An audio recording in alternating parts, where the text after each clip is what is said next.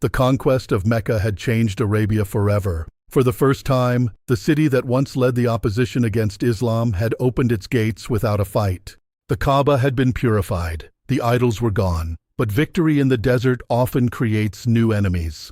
Beyond the mountains, two powerful tribes were watching with growing concern, Hawazin and Thaqif. To them, the rise of Islam was not simply a new faith. It was a threat to the old order of Arabia, so they made a bold decision. They would not wait for the Muslims to come to them. They would strike first. Their battlefield would be a narrow and dangerous pass known as the Valley of Hunayn. And what happened there would become one of the greatest tests of faith in early Islamic history. After the conquest of Mecca, the Muslim army had grown larger than ever before. Nearly 12,000 soldiers now marched under the leadership of Prophet Muhammad. Among them were 2,000 newly converted men from Quraysh. It was the largest Muslim army ever assembled. As they marched toward Hunayn, some soldiers looked around at the massive force surrounding them. For the first time in their history, they were not outnumbered. Some among them said with confidence, "Today, we will not be defeated because of small numbers." In earlier battles like the Battle of Badr, the Muslims had relied completely on faith despite overwhelming odds. But now, something new had appeared. Confidence in numbers, and history was about to test that confidence. The opposing army was commanded by a young but determined leader, Malik ibn Auf al-Nasri. Malik understood the terrain better than anyone. The Valley of Hunayn was narrow, surrounded by steep rocky slopes, perfect for an ambush. But Malik did something even more unusual. He ordered his warriors to bring their families, their livestock, and their wealth with them to the battlefield. Many elders questioned this decision, but Malik answered firmly, "If a man knows his family and wealth are behind him, he will fight with everything he has."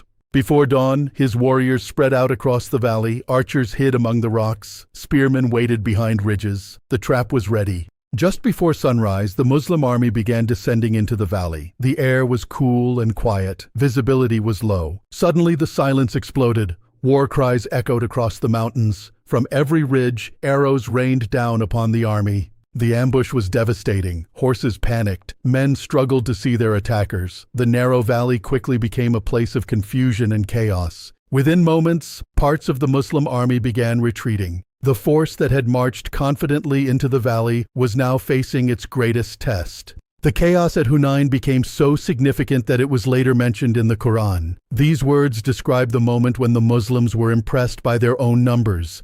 Yet those numbers could not save them. The earth itself seemed to close in around them, and many turned back in retreat. It was a powerful reminder that victory never comes from numbers alone. While many soldiers were retreating, one figure remained firmly in place. Prophet Muhammad did not withdraw. Riding his mule, he moved toward the enemy lines. Around him stood a small group of loyal companions, including Abu Bakr, Umar ibn al-Khattab, and Ali ibn Abi Talib. Beside him stood his uncle, al-Abbas. With courage and certainty, the Prophet called out, "I am the Prophet, and this is no lie. I am the son of Abdul Muttalib." Then al-Abbas used his powerful voice to call the army back. "O companions of the tree, O people of Surah al-Baqarah." Hearing the call of their oath and faith, the companions began turning back. One by one, they returned to the battlefield. As the companions regrouped, the momentum of the battle began to shift. The Muslims launched a new charge against the enemy lines. The Prophet picked up a handful of dust and cast it toward the enemy while praying for victory. Soon the Hawazin warriors began to lose their formation. The ambushers who had once controlled the valley were now retreating. Malik ibn Auf's plan had failed.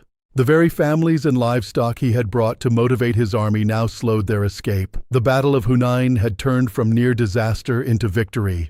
The battle was over, but the war was not yet finished. Many of the defeated warriors fled toward their fortified city, Taif. Soon the Muslim army would march there and begin a difficult siege. But the Battle of Hunayn left behind an unforgettable lesson. It reminded the believers that strength is not measured by numbers. True victory comes from faith, unity, and perseverance. The Valley of Hunayn had tested the believers and prepared them for the next chapter, the coming siege of Taif. Join us as the journey of faith continues.